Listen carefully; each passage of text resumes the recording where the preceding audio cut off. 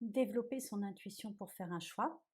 Quand on a une décision à prendre, il y a plusieurs solutions. Soit on réfléchit longuement, on prend une décision rationnelle, soit on écoute son cœur, on écoute son sixième sens, son intuition. Alors, on va voir aujourd'hui comment se servir de son intuition pour faire un choix et comment la développer. Pourquoi l'intuition est importante?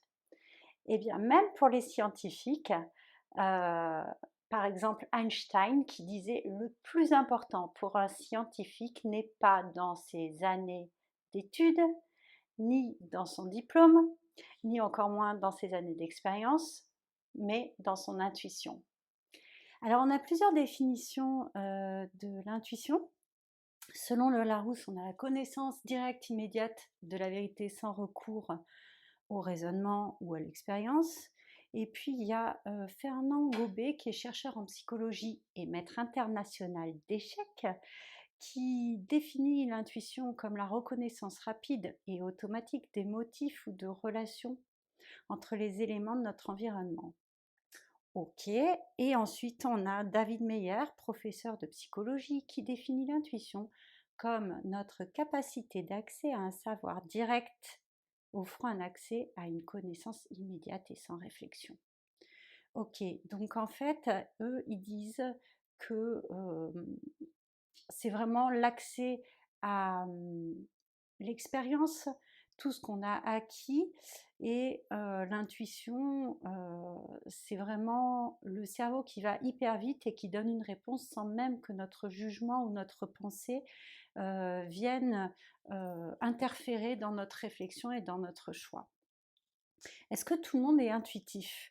En fait, je pense que tout le monde peut développer son intuition. Après, il y a des gens qui ont plus ou moins une sensibilité avec l'intuition et qui la développent surtout beaucoup. Après, pas tout le monde est égal face à l'intuition, c'est-à-dire qu'en fait, il y a des gens qui ont cette intuition, qui vont par exemple avoir une question, une problématique à laquelle répondre, et puis poum, ils ont la réponse comme ça, et hop, ils l'enfouissent très très profondément dans leur tête pour pas suivre cette intuition. Pourquoi? Parce qu'ils ont peur, ou alors ils sont pas sûrs d'eux. La confiance en soi peut jouer pas mal là-dessus aussi. Et puis il y en a qui, voilà, ils vont avoir leur réponse comme ça, toute faite. L'intuition dans la vie de tous les jours. Alors, par exemple, vous partez le matin, vous êtes à la bourre, etc.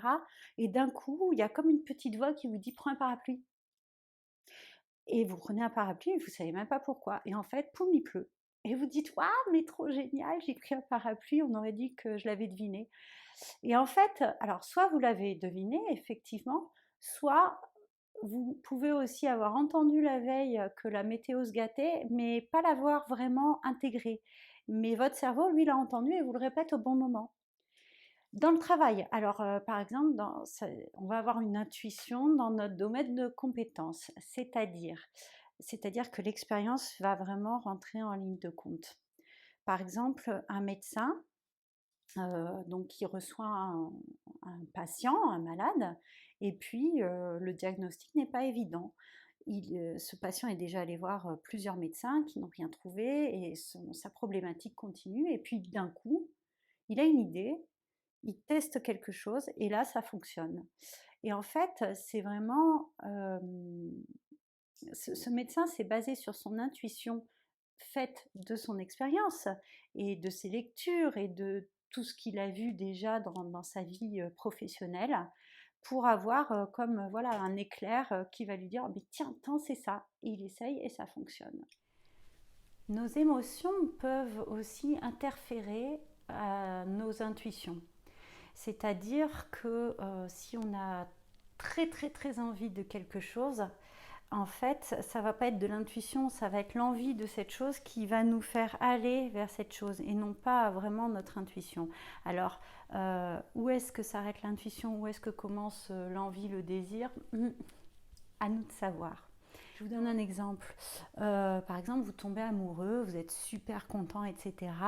Et puis, vous sentez bien quand même quelque part qu'il y a quelque chose qui cloche. Mais vous êtes tellement content d'avoir trouvé quelqu'un, ça se passe bien en tout cas pour l'instant, que vous taisez votre intuition. Voilà. Cette émotion d'être heureux prend le pas sur l'intuition qui vous dit non, stop, n'y va pas, il y a un problème. Alors comment faire? Eh bien d'abord, il faut apprendre à être conscient de ses émotions, de ce qu'on ressent. C'est-à-dire, dès qu'il y a quelque chose qui va bien ou qui va mal, se dire ah, je suis content, je ressens une émotion positive pour telle et telle chose, ou alors je me rends compte qu'il y a quelque chose qui cloche. Donc être conscient de son état émotionnel nous aide à développer notre intelligence émotionnelle et nous aide aussi à vraiment mieux nous connaître, savoir sur quelle situation on va réagir et comment on va réagir, en bien, en mal. Est-ce qu'on va être stressé? Est-ce qu'on va être heureux? Est-ce qu'on va être triste? Est-ce qu'on va avoir peur? Et qu'est-ce qui génère cette peur? Est-ce qu'on va être en colère? Tout ça, c'est important d'en être conscient pour pouvoir développer son intuition. Exercice pour développer son intuition. Donc, vous vous mettez dans une pièce calme où vous ne serez pas dérangé pendant une dizaine de minutes. Et puis évidemment, vous vous dites, bon, bah, j'ai une question, j'ai un problème à régler, une solution à trouver. Et pour vous aider à vous détendre, vous pouvez faire un scan corporel. Vous savez, je vous en ai déjà parlé dans mon blog. Donc vous vous détendez, vous fermez les yeux et avec la respiration, vous envoyez tout votre air de bas en haut, d'abord en commençant par les doigts de pied. Donc en inspirant, vous inspirez tout l'oxygène, vous le faites aller dans les doigts de pied, puis hop, ça remonte, etc. Et vous faites ça pour toutes les parties du corps. Ça va vous aider à vous détendre et à être plus en relation avec votre tête, quoi. Et donc, une fois que vous sentez que vous êtes bien calme, essayez de ne pas vous endormir quand même. Une fois que vous sentez que vous êtes bien calme, vous vous posez la question tranquillement et vous prêtez attention aux premières impressions, aux premiers sentiments, aux premiers ressentis qui apparaissent. Voilà.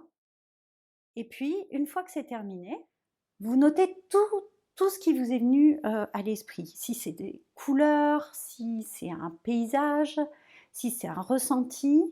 Un ressenti, je pense que vous aurez un ressenti, donc notez-le, notez les émotions qui vous sont venues. Si vous avez vu quelqu'un, si vous avez pensé à quelqu'un, si vous vous êtes dit une petite phrase, voilà, notez tout ça. Et puis laissez tomber. Et n'y pensez plus pendant un moment. Et puis après, revenez sur votre question et voyez si vous avez avancé avec ça. Si vous n'avez pas avancé, c'est pas grave, vous pouvez recommencer un petit peu plus tard et voir s'il y a des nouvelles choses qui vous viennent à l'esprit.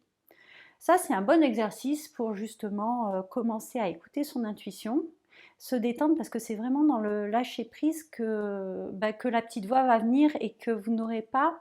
En fait, l'idée de faire au départ le scan corporel, c'est vraiment de vous détendre, de vous concentrer sur votre respiration. Si vous faites un peu de méditation, vous voyez ce que je veux dire.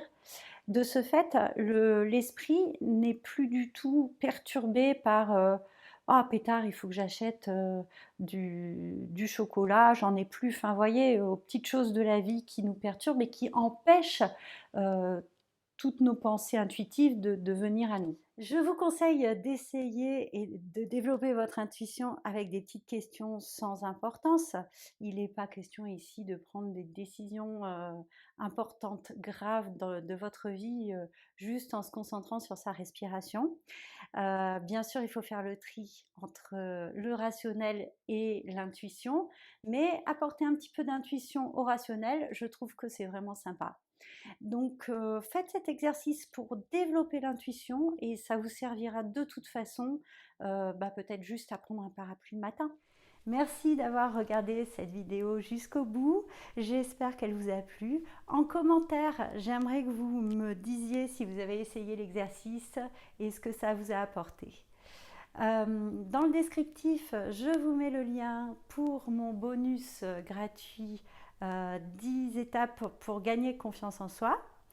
Et n'oubliez pas de vous abonner à ma chaîne YouTube et de me mettre un like. À bientôt!